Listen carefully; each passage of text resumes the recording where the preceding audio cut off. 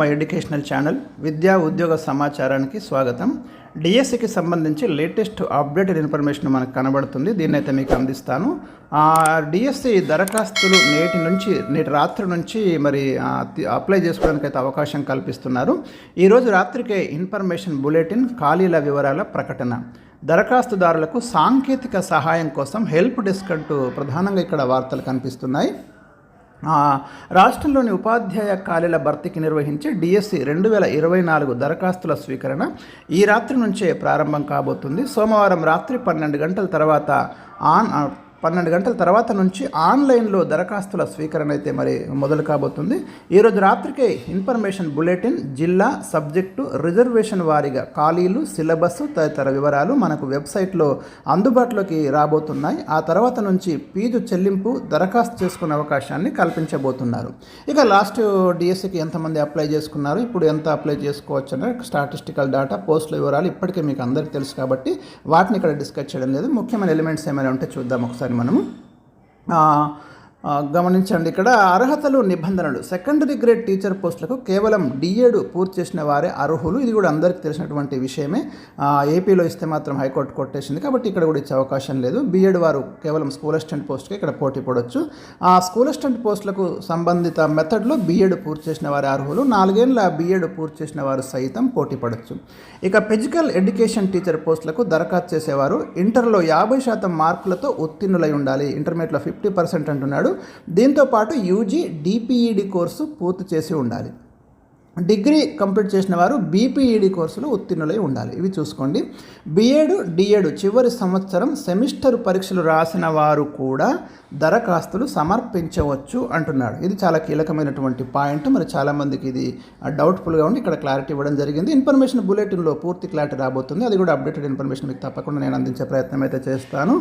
అదేవిధంగా మీకు అభ్యర్థుల గరిష్ట వయో పరిమితికి కటాఫ్ తేదీ చూడండి, 1/7/2023 అయితే నిర్ణయించడం జరిగింది.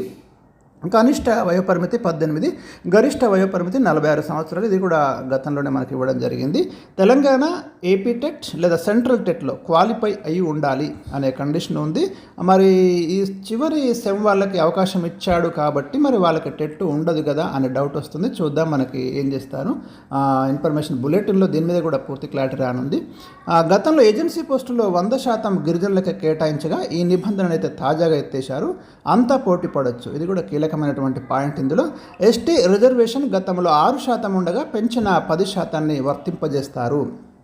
గతంలో లోకల్ ఓపెన్ కోటా రిజర్వేషన్ 80-20 నిష్పత్తిలో ఉంది. ఇప్పుడైతే దాన్ని 95-5 ఇది ఆల్రెడీ గతంలోనే జీవో జారీ చేయడం జరిగింది. 95% ఉద్యోగులు ఆయా స్థానిక జిల్లా వారికి ఇస్తారు. 5% మీకు ఓపెన్ కేటగిరీ అంటే ఎవరైనా పోటీ పడవచ్చు. ఆ నాన్ లోకల్లో జిల్లా వారు ఉంటారు, లేదా బయట నుంచి వచ్చిన వాళ్ళు కూడా పోటీ పడవచ్చు. 5%లో అభ్యర్థుల స్థానికతను నిర్ధారించేందుకు గతంలో 4th to 10th క్లాస్ ఉండేది. ఇది కూడా మార్చేశారు. గతంలోనే మార్చేశారు. 1 నుంచి 7 తరగతులు ఇప్పుడు ప్రామాణికంగా తీసుకుంటున్నారు. జీవో 3 ప్రకారము మహిళలకు సమాంతర రిజర్వేషన్లు అమలు చేస్తారు. ఇది కూడా ఈ మధ్యలో తీసుకున్న కీలకమైనటువంటి నిర్ణయమే. 3 పోస్టులు ఉంటే 1 పోస్టును మహిళతో భర్తీ చేయడం అనేది జరుగుతుంది. సో ఇవి మనకు కీలకమైన అప్డేట్స్ ఇప్పుడు ప్రధానంగా అందుతున్నాయి. డిఎస్సికి సంబంధించి ఒక హెల్ప్ డెస్క్ కూడా ఏర్పాటు చేస్తున్నారు. డిఎస్సికి దరఖాస్తు చేసేవారి సందేహాలు తీర్చేందుకు అధికారులు హెల్ప్ డెస్క్ ఏర్పాటు చేశారు. సాంకేతిక సహాయం, ఏదైనా టెక్నికల్ ఇష్యూస్ ఉంటే మీరు ఈ నెంబర్లకు అయితే ఫోన్ చేయొచ్చు. 9154114982 630999812 నెంబర్లతో పాటు ఒక ఈమెయిల్ కూడా ఇచ్చారు మీకు హెల్ప్ డెస్క్కు సంబంధించి. tsdsc2024@gmail.com help desk. దీనికి సంబంధించి ఈమెయిల్ ద్వారా సంప్రదించవచ్చు మీరు. అభ్యర్థులు దరఖాస్తు ఫీజుగా 1000 రూపాయలు అయితే చెల్లించాల్సి ఉంటుంది. ఎక్కువ ఉద్యోగాలకు దరఖాస్తు చేయదలిస్తే ప్రతి ఉద్యోగం కోసం 1000 రూపాయలు ఫీజుగా చెల్లించాలి. సో ఇది మీకు డిఎస్సికి సంబంధించి తాజా అప్డేట్స్ అయితే మనకు అందుతున్నాయి. మిగతా ఏమైనా అప్డేట్స్ ఉంటే తప్పకుండా మీకు నేను అందించే ప్రయత్నం చేస్తాను. ఛానల్ని సబ్స్క్రైబ్ చేయండి, మీ ఫ్రెండ్స్కి షేర్ చేయండి.